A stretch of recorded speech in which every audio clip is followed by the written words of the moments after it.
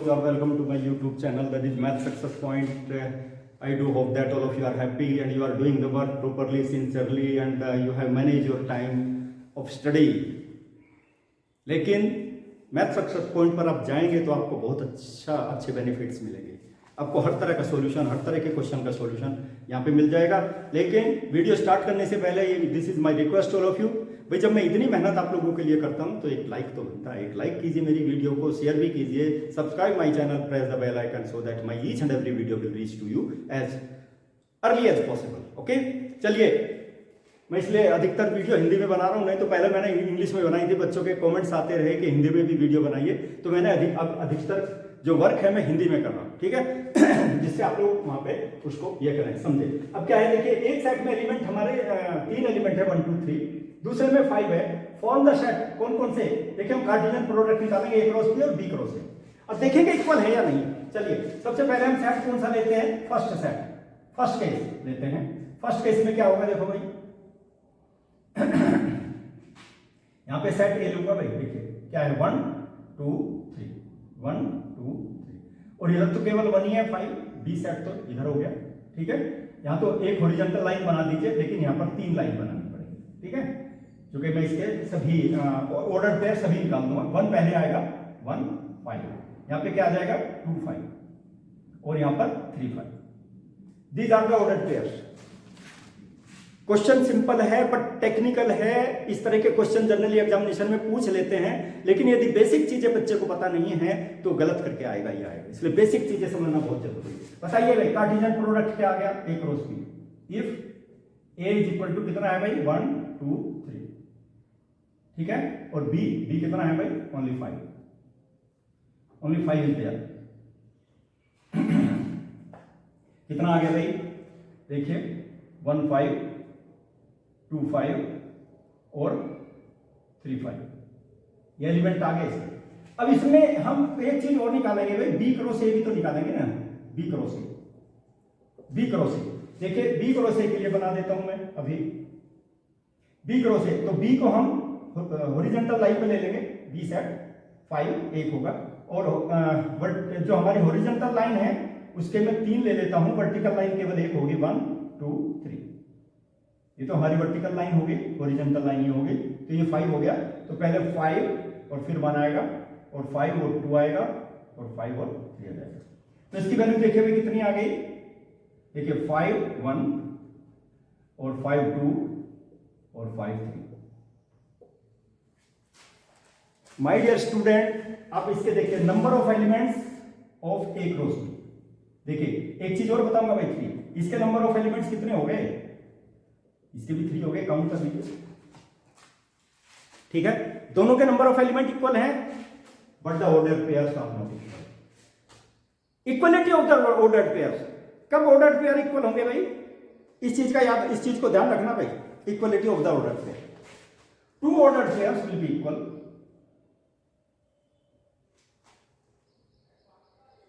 Pairs are equal if corresponding first entry, first and second entry, दोनों एक साथ लिख देता हूं, सेकंड एंट्रीज आर सेम होनी चाहिए, एग्जैक्टली सेम, तभी इक्वल होगा, नहीं तो इक्वल नहीं होने वाला। अब मुझे ये बता दीजिए, फर्स्ट एंट्री 1 5 ले लेता हूं, 1 5 5, देयरफॉर देखिए 1 5, ये इसके इक्वल है क्या, 5 1 के इक्वल कभी भी नहीं हो सकता।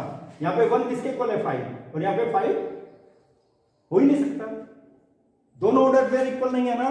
तो क्या करेंगे हम, यहां पे हम लिख देंगे order pair A cross B does not equal to B cross A, although number of elements are same, मैंने पहले लिख दिया, ठीक है।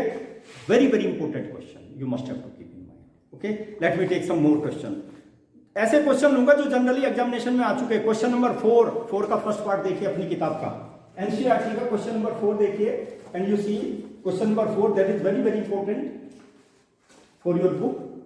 मैं यहीं पर ये लिख देता हूं, देखिए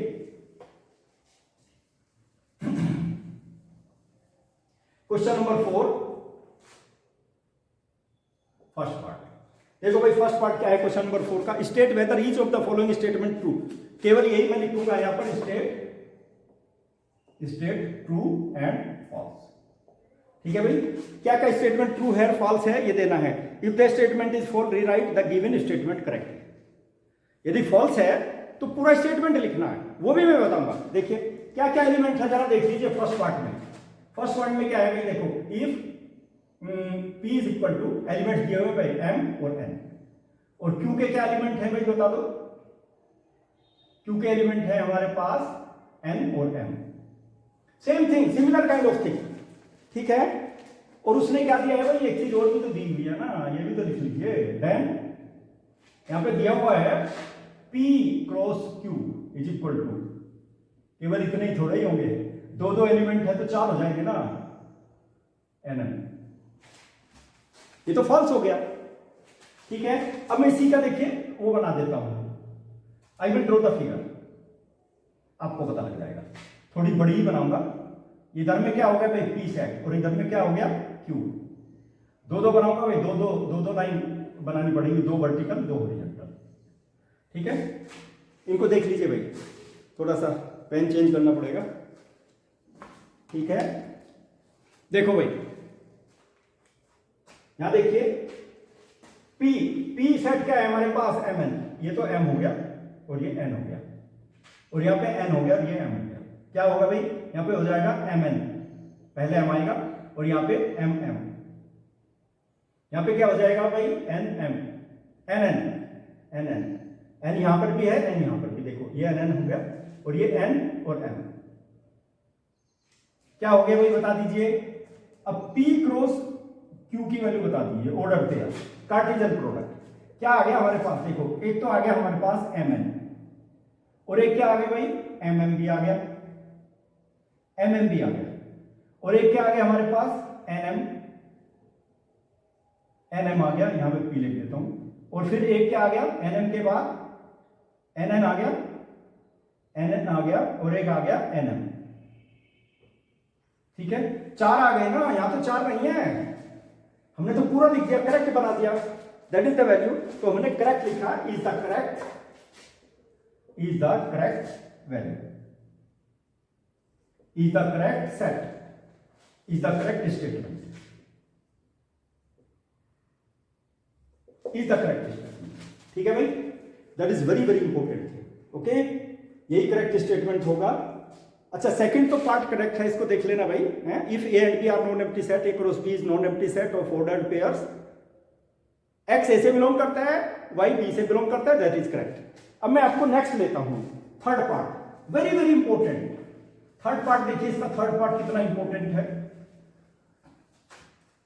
third part my dear student, ऐसे ही तो क्वेश्चन कॉम्पिटिटिव एग्जामिनेशन में पूछे जाते हैं जो आपके लिए प्रॉब्लम क्रिएट करते हैं। अब इसको बताइए आप ट्रू है ये फॉल्स है। A is equal to, A की वैल्यू आ जाएगी 1 और 2, ठीक है, और B की वैल्यू यहां पे आ जाएगी 3 और 4, 3 और 4, ठीक है। अब हमको क्या निकालना है भाई, हमको प्रूव करना है, ये बताइए आप। Then A cross B intersection 5 is equal to 5, ठीक है। माय डियर स्टूडेंट, जब मैंने इससे पहले वाली वीडियो में डेफिनेशन डिस्कस की थी ना कार्टेशियन प्रोडक्ट की, उसमें बताया था if 2 non empty set P and Q are there, ठीक है, then only you can find out the Cartesian product of these 2 sets, यानी कि P क्रॉस Q। और दोनों में से एक भी एम्प्टी हो गया ना, आइदर P और Q, तो कार्टेशियन प्रोडक्ट भी एम्प्टी हो जाएगा, नल सेट हो जाएगा, ठीक है। वही चीज मैं यहां पे बताऊंगा। देखिए यहां पे आप देखिए, यू मस्ट हैव टू सी, इसमें चूंकि ये देखिए क्रॉस भी है भाई, ठीक है, यहां पे क्रॉस। अब मैं इसको निकाल देता हूं सॉल्यूशन निकालने के लिए मैं यहां पर B इंटरसेक्शन 5 की वैल्यू निकाल देता हूं।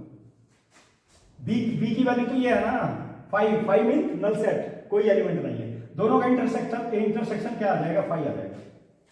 चलिए नाउ अब मैं क्या करता हूं, इसमें निकाल देता हूं A cross B intersection 5 is equal to, देखिए इसकी वैल्यू तो 5 आ गई ना, A क्रॉस 5, और अभी बात मैंने बताया था by the definition either A or B are empty set, then A cross B will also be the empty set. ठीक है, तो ये क्या आ गया हमारे पास में, this will be equal to empty. ये मैंने पूरा रीजन लिख दिया भाई। एक सेट यदि एक तो सेट हो गया, उसका कार्टेशियन प्रोडक्ट किसके साथ में निकाल रहे हो, नल सेट के साथ में, तो दोनों को कार्टेशियन प्रोडक्ट क्या हो जाएगा, नल सेट। ये चीज याद रखें, that is very very important. Okay, let me take some more questions. अरे भैया बहुत ही इंपॉर्टेंट क्वेश्चन है। सबसे पहले मैं क्वेश्चन नंबर 6 लूंगा भाई, उसके बाद में लूंगा 5 6, क्योंकि 1 नंबर का क्वेश्चन है 6, बहुत ही इंपॉर्टेंट है और आपके एग्जामिनेशन वगैरह में जनरली पूछा जाता है ये इस तरह का क्वेश्चन। देखिए ये क्या क्वेश्चन है भाई, 6 में क्या दिया हुआ है, क्वेश्चन नंबर 6 देखिए, let us see in your book, if A cross B, देखिए A क्रॉस B कितना है भाई, दिया हुआ है यहां पर, कार्टेशियन प्रोडक्ट दिया हुआ है, दैट इज A और X, A और Y, ठीक है, और B X, B के साथ में X है और B के साथ में Y है। ये तो मैं कई बार बता चुका आप लोगों को। फर्स्ट एंट्री कौन से सेट की होती है, फर्स्ट सेट की, और सेकंड एंट्री सेकंड सेट। एक एलिमेंट, चूंकि that is the Cartesian product from A to B, first entry A में आ जाएगी, सेकंड एंट्री, नाउ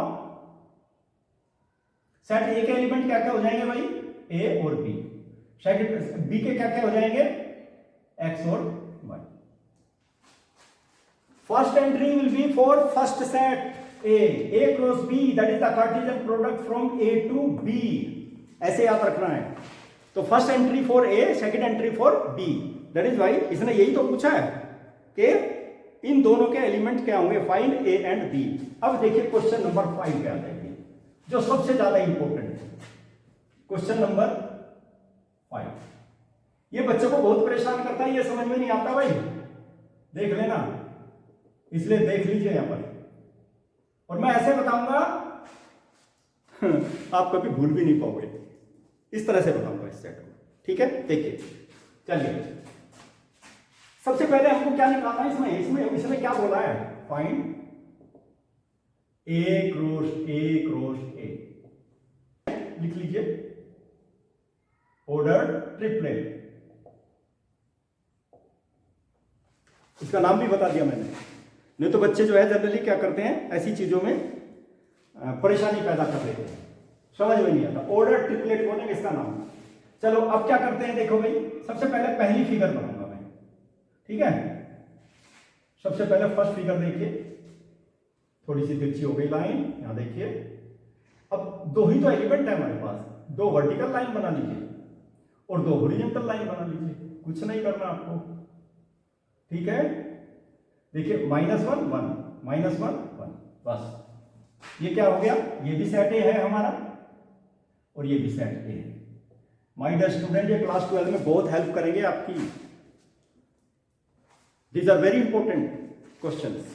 देखिए क्या होगा, अब इसमें क्या हो, देखिए -1, ये पहले बार -1 आएगा भाई, -1, और इधर भी -1 ही है, ठीक है। यहाँ पे -1 और 1, यहाँ पे 1 और -1, और यहाँ पर 1 और 1 आ जाएगा।